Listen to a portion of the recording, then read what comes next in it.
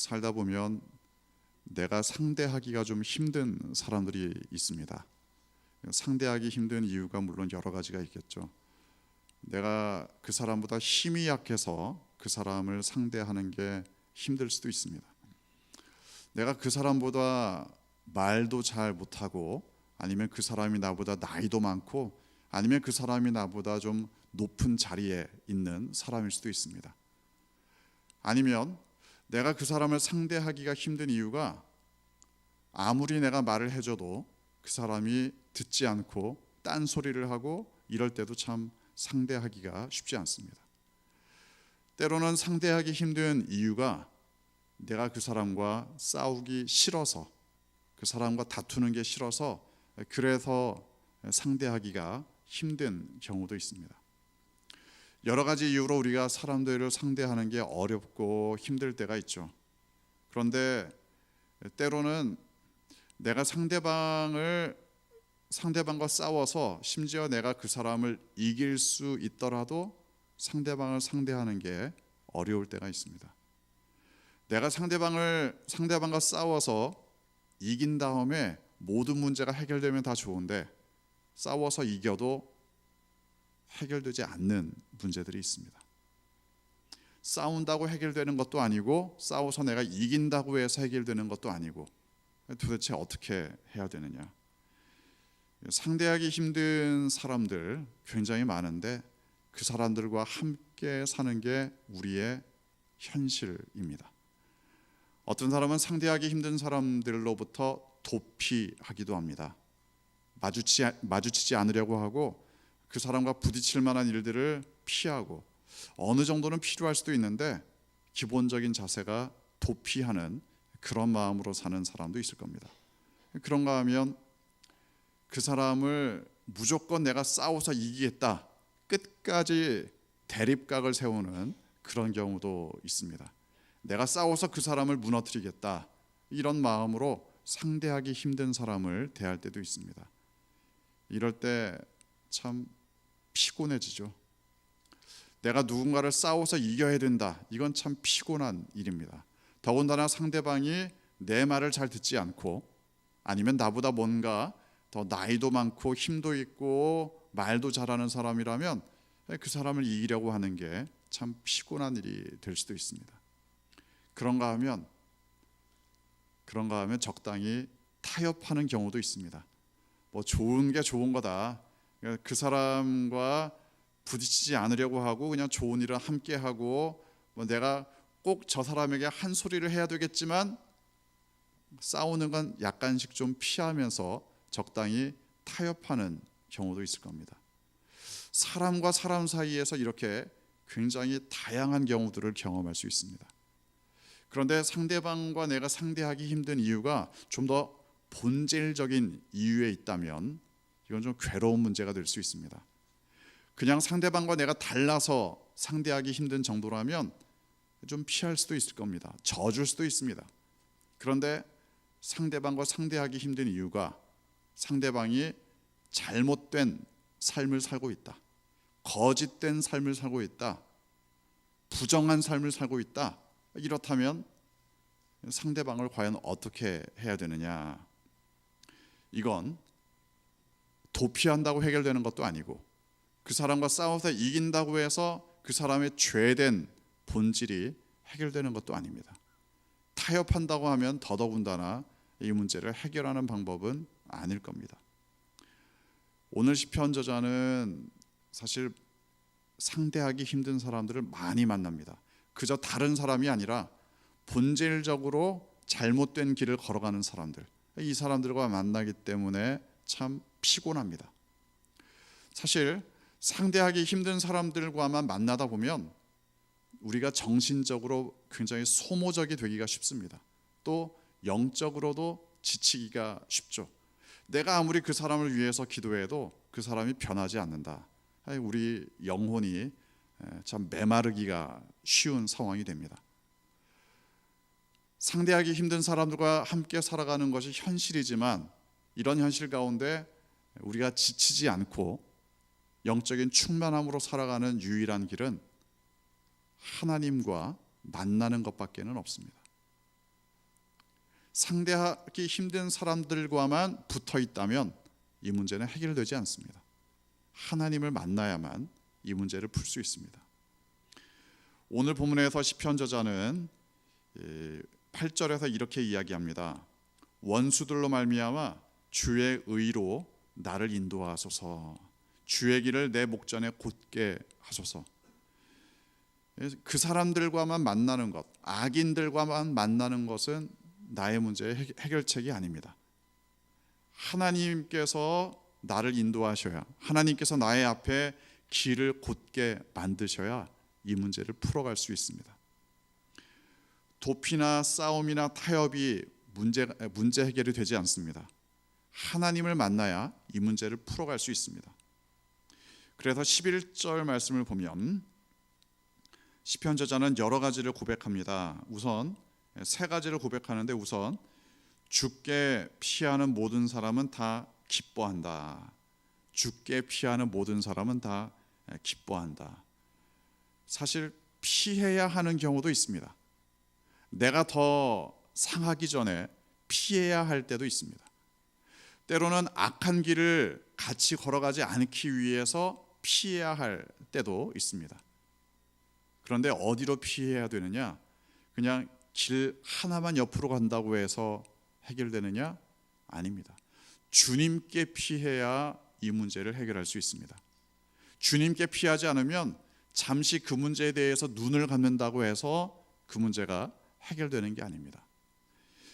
주님께 피해야, 좋으신 하나님께 피해야 하나님께서 이 문제를 풀어주십니다. 좋으신 하나님이시니까 하나님께 피하면 우리에게 기쁨을 얻게 해주십니다. 우리가 하나님 안에서 기쁨을 누리는 이유는 본문 말씀을 보면 기쁨을 추구해서가 아닙니다. 내가 기뻐하기 위해서 주님께 왔다, 이것보다도 사실은 악을 피해서 주님께 왔는데, 악의 본질적인 길을 떠나서 주님께 피했는데 주님은 좋으신 분이시기 때문에 그 안에서 기쁨을 누리게 됩니다. 하나님께서 나에게 잘해주시니까, 하나님께서 나에게 가장 좋은 말씀을 들려주시니까, 목자가, 나의 영혼의 목자가 푸른 풀밭 쉴 만한 물가로 인도하시니까 하나님께 피하는 사람은 진정한 기쁨을 얻게 됩니다. 11절에서 말하는 두 번째 이야기는 이겁니다. 주의 보호로 말미암아 영원히 기뻐 외친다. 주의 보호하심. 어떤 사람은 자기가 스스로 강하다고 생각하는 사람들이 있습니다. 물론 상대적으로 좀 강할 수 있습니다. 체력적으로 강할 수도 있고, 아니면 정신적으로 강할 수도 있고, 여러 가지 면에서 비교적 다른 사람보다 더 강한 것처럼 느낄 수도 있습니다. 그런데 얼마나 한계가 뻔합니까? 세계에서 가장 힘이 센 사람도 교통사고를 당하면 안타깝게도 다칠 수밖에 없습니다. 아무리 정신적으로 강력한 사람이라고 해도 그걸 자신의 힘든 상황을 버틸 수 있다는 것은 대단히 제한적입니다. 그래서 사실 우리가 대통령이나 장군이나 이런 사람들을 보면 다 보호하는 경호원들이 있습니다. 물론 대통령이나 장관이라고 해서 강력한 사람은 꼭 아닐 수도 있겠죠. 근데 대통령, 권력으로 보면 제일 강한 사람입니다. 장군, 군대 서열로 보면 제일 높은 사람입니다. 뿐만 아니라 옛날에도 마찬가지입니다. 옛날에도 그야말로 힘센 사람이 장군을 하던 그런 시절, 그때에도 장군 옆에는 경호원들이 있기 마련입니다.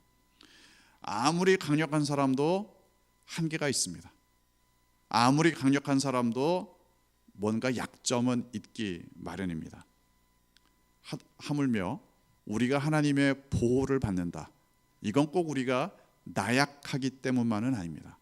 우리의 한계를 인정하기 때문에 하나님의 보호를 요청하는 겁니다. 하나님께서 나를 보호해 주시기를 원합니다.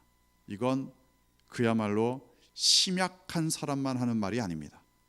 아무리 체력적으로나 정신적으로 강력해도 하나님의 보호가 필요합니다. 물론 스스로의 방어도 필요하죠. 운동을 열심히 해서 체력을 단련하고 또 하다못해 좀 몸이 약하신 분들은 호신술이라도 배울 필요도 있을 겁니다. 때로는 정신적인 방어를 위해서 스스로의 마음을 좀 가다듬고 다짐하고 이럴 필요도 있을 겁니다. 하지만 스스로의 방어도 필요하지만 결국 하나님의 보호하심이 가장 필요합니다. 우리를 지켜주시는 하나님의 보호가 있기 때문에 하나님께서 우리에게 가장 좋은 것을 또한 가장 좋은 길로 우리를 인도하십니다. 11절에 나와 있는 세 번째 방법은 이겁니다. 주의 이름을 사랑하는 자들은 주를 즐거워하리이다. 주의 이름을 사랑하는 자들, 주의 이름을 사랑하면 결과가 따라옵니다. 주님을 즐거워하게 된다. 예배 드리는 게 기쁘지 않은 사람도 있습니다. 설교 듣는 게 지루한 사람도 있습니다. 밤에 잠이 안 오면 성경책을 읽는 사람도 있습니다. 그러면 한 장 읽기도 전에 벌써 잠이 온다. 이런 사람도 있습니다. 하나님을 어떻게 하면 기뻐할 수 있느냐? 기뻐하려고 한다고 해서 기뻐할 수 있는 게 아닙니다. 하나님을 사랑해야 하나님을 기뻐할 수 있습니다. 하나님을 사랑해야 예배에 감격이 있습니다. 무조건 예배를 잘 드려야 된다, 이걸로 해결되지 않습니다. 무조건 예배 자리에 엉덩이만 붙이고 있다고 해서 예배의 기쁨이 무조건 생기는 게 아닙니다. 하나님을 사랑해야 하나님을 즐거워할 수 있습니다. 하나님을 사랑해야 예배 시간에 기쁨이 있습니다. 하나님을 사랑해야 성경을 읽을 때 생명의 길을 발견할 수 있습니다. 하나님을 사랑해야 맥 빠진 곡조에 찬양을 부를지라도 그 가운데 눈물의 찬양을 드릴 수도 있습니다. 하나님을 사랑하면 결과적으로 기쁨이 우리에게 따라옵니다. 사람을 사랑하는 건 때로는 괴로울 때도 있습니다. 사람을 사랑하는 건 인내가 많이 필요할 때도 있습니다. 사람을 아무리 사랑해도 뒤통수 맞을 때도 있습니다. 사람을 아무리 사랑하고 도와주려고 해도 튕겨 나갈 때도 있습니다. 물론 그러면서 사랑의 열매도 맺기도 하죠. 하지만 사람을 사랑한다는 것은 항상 좋은 결과만 가져오는 건 아닙니다. 그러나 하나님을 사랑할 때 하나님은 우리에게 하나님을 즐거워할 수 있는 열매를 주십니다. 하나님을 사랑할 때 참된 기쁨의 열매를 우리에게 허락하십니다. 사람을 사랑하는 과정에서 하나님의 마음도 물론 느끼지만 결국 하나님을 사랑해야 모든 문제의 근원적인 해결책을 찾게 됩니다. 본문 말씀은 12절에서 이렇게 마무리합니다. 여호와여, 주는 의인에게 복을 주시고 방패와 같은 은혜로 그를 호위하시리이다. 하나님께서 의인들에게 복을 주신다. 이거 너무나 우리가 당연한 것처럼 여기지만 이게 쉬운 일이 아닙니다. 또 방패와 같은 은혜로 그를 호위하신다. 방패와 같은 은혜, 이 은혜는 약하지 않습니다. 방패와 같은 은혜, 이건 상황이 변한다고 해서 바뀌지 않습니다.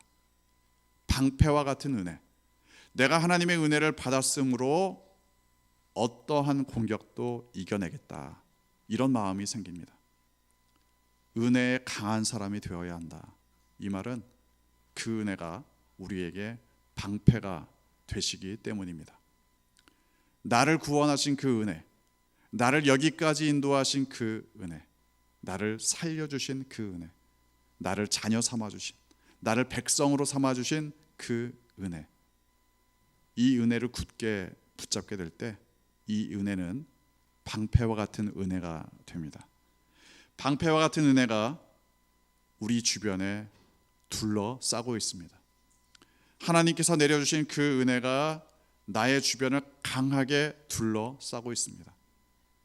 원수의 공격이, 사탄의 유혹이, 어떠한 우리를 향한 조롱과 멸시와 고난이 이 은혜의 방패를 뚫을 수 없습니다. 은혜에 강하면 이 문제가 해결됩니다. 여전히 우리는 상대하기 힘든 사람들과 함께 살아가고 있습니다. 본질적으로 악한 사람들과도 함께 살고 있습니다. 그 사람들과만 함께 살면 지치고 낙심하고 또 포기하고 싶은 마음도 생길 수 있습니다. 그러나 하나님의 은혜에 강하면, 하나님을 사랑하면, 하나님께 피하면 하나님께서 주시는 참된 기쁨과 또 그 은혜가 방패처럼 우리의 삶을 두르게 됩니다. 이러한 방패와도 같은 은혜를 사모하는, 또한 누리는 여러분 되시기를 주님의 이름으로 축원합니다.